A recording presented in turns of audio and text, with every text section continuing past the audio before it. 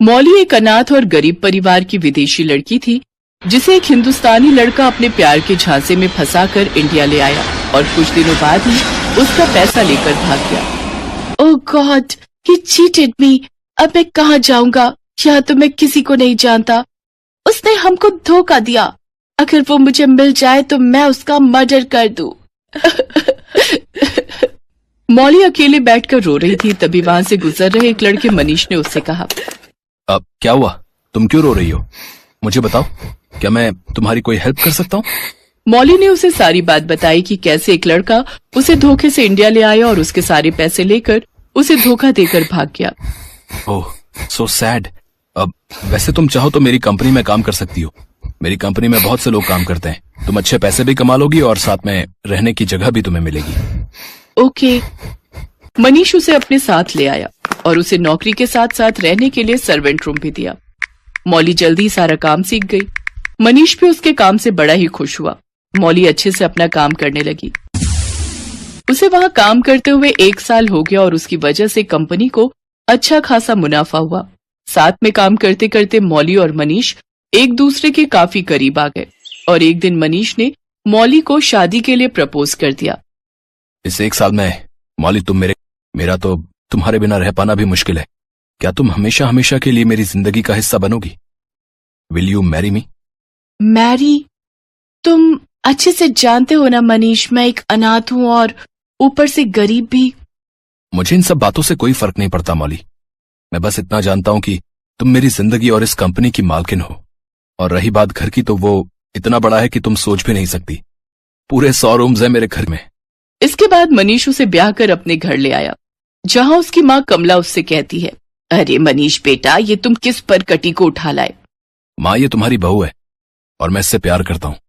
अच्छा, प्यार तो तुम कुत्तों से भी करते हो, तो क्या उससे भी शादी कर लोगे? ना ओढ़ने पहनने का ढंग, और ये बाल तो देखो, परकटी कहीं की। मैं तो नहीं मानती इसे अपनी बहू। सासू माँ, हमको अपना लीजिए, हम तुमको शिकायत का एक मौका नहीं दूंगा। हे राम, ये कैसे बात कर रही है? अगर किसी ने सुन लिया तो मेरी तो कॉलोनी में नाक ही कट जाएगी। बहू, तू जल्दी से अंदर आ। मौली अपनी नाराज सास के साथ अंदर आ गई और 100 कमरों का घर देखकर तो वो हैरान ही रह गई। इतना बड़ा घर, मुझे तो लगता है मैं इसमें कहीं खो ही ना जाऊं। तुम भी ना मौली, बड़ी मजाकिया हो।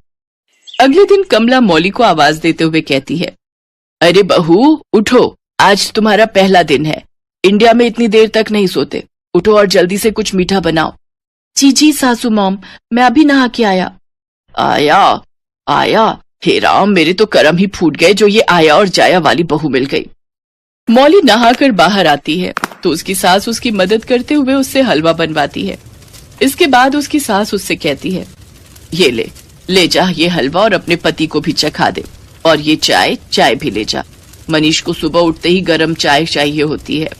बेचारी मौली सहमी सी वो हलवा लेकर अपने कमरे की ओर चल पड़ी, लेकिन जब वो अपने कमरे की ओर जाने लगी तो वहां सब कमरे के दरवाजे एक जैसे थे। मौली को समझ नहीं आ रहा था कि उसका कमरा कौन सा है। वो बार बार कमरों में जाती और वापस आ जाती, क्योंकि हर कमरा खाली होता।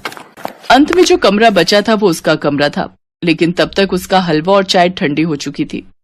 अरे मौली, ये चाय और हलवा तो पूरी तरह से ठंडा हो चुका है। अब इसे कौन पिएगा? एक बात बताओ, ये 100 कमरों वाला घर बनाने के लिए आपने कौन सा इंजीनियर बुलवाया था? मैं पिछले 1 घंटे से अपना कमरा ढूंढते ढूंढते थक गई। तभी पीछे से कमला आकर कहती है, क्यों, अपना घर तो हर कोई पहचानता है। हाँ, पर ये सब पीछे देखा हो तब ना, वहां तो एक कमरे में ही रहती होगी। पता नहीं मेरा बेटा कहाँ से इस उड़न तस्तरी को उठा लाया। गरीब कहीं की। माँ, मैं मानता हूँ कि मौली गरीब है, लेकिन अब वो इस घर की बहू है। शादी को 10 दिन हो गए। फिर एक रोज कमला कहने लगी, तुम दोनों ने शादी तो कर ली, लेकिन हमारी भी समाज में कोई इज्जत है, इसीलिए मैंने रिश्तेदारों को एक ग्रैंड रिसेप्शन देने का सोचा है, और इसके लिए हर तैयारी तुम दोनों को ही करनी है। अपनी सास की ये बात सुनकर मौली सोच में पड़ गई। क्यों ना मैं हर एक कमरे की डेकोरेशन अलग कर दूं, ताकि कमरों की पहचान हो सके, लेकिन इसमें तो बहुत समय लग जाएगा। तो क्यों ना मैं हर रूम के बाहर नंबर लिख दूं? नहीं, ये अजीब लगेगा। ये घर है, कोई होटल नहीं, तो फिर क्या करूं? अरे ओ परकटी, किस सोच में डूबी है? अगर ऐसे ही सोच में पड़ी रही तो फिर तो हो गया सारा काम। मनीष और मौली ने मिलकर सारी तैयारियां कर ली और आखिर रिसेप्शन वाला दिन भी आ गया। ओ परकटी, अब जल्दी से जाकर तैयार हो जा। जी सासू मॉम। मौली अपना कमरा ढूंढते हुए जैसे ही एक कमरे में गई तो वो अंदर से अपने आप लॉक हो गया। ओह गॉड, ये क्या हो गया? ये गेट खुल क्यों नहीं रहा? अब मैं बाहर कैसे जाऊंगी? कुछ देर तक कोशिश करने के बाद मौली घबराकर बेहोश हो गई। अरे बेटा मनीष, बाहर सब मेहमान आ गए हैं, ये बहू अभी तक आई क्यों नहीं? कहीं ऐसा तो नहीं कि हमारा पैसा लेकर कहीं भाग गई हो? माँ, मेरी मौली गरीब जरूर है लेकिन चोर नहीं। हो सकता है किसी कमरे में तैयार हो रही हो। जा फिर जाकर देख, कहीं ऐसा ना हो कि वो अपना कमरा ही ढूंढती रह जाए। मनीष ने सभी कमरे देख डाले, फिर उसे वो एक कमरे में बेहोश पड़ी मिली। तभी वहां कमला भी आ गई। उठो बहू उठो, ये तुम्हें क्या हो गया? मनीष उसके मुंह पर पानी के छींटे मारता है, फिर मौली को होश आ जाता है। भगवान का शुक्र है कि तुम ठीक हो, अगर थोड़ी देर और हो जाती तो पता नहीं क्या होता। सासू मॉम, अपना कमरा ढूंढते हुए मैं यहाँ आई, फिर ये दरवाजा ही लॉक हो गया और डर के मारे मैं बेहोश हो गई। अरे बहू, मैं सास हूँ, कोई जल्लाद नहीं जो तुम्हें इतना डराऊं कि तुम्हें कुछ हो जाए। मैं कल ही इन सब कमरों के दरवाजों पर अलग अलग देशों के नामों की नेम प्लेट लगवा दूंगी, जिससे मेरी बहू को अपना कमरा ढूंढने में परेशानी ना हो। मैं नहीं चाहती कि मेरी वजह से मेरी बहू को कुछ भी हो। सासू mom, you are my real mother. अब क्या बोली अंग्रेजी में? माँ ये कह रहे कि आप तो बिल्कुल उसकी सगी माँ जैसी हो। हाँ तो ये परकटी भी तो मेरी बेटी जैसी है। अच्छा बातें बंद कर और मुझे इस परकटी, मेरा मतलब है मेरी बेटी को तैयार करने दे, सब मेहमान इसका वेट कर रहे होंगे। इसके बाद कमला मौली को अच्छे से तैयार करके सब मेहमानों से मिलवाती है और फिर अगले दिन सुबह ही हर कमरे के दरवाजे के बाहर अलग अलग देशों के नामों की नेम प्लेट लगवा देती है, जैसे अमेरिका, जापान, दुबई। और इसी तरह मौली और मनीष के गेट पर इंडिया की नेम प्लेट लगवा देती है, जिससे अब मौली को हर कमरे को समझने में आसानी हो जाती है।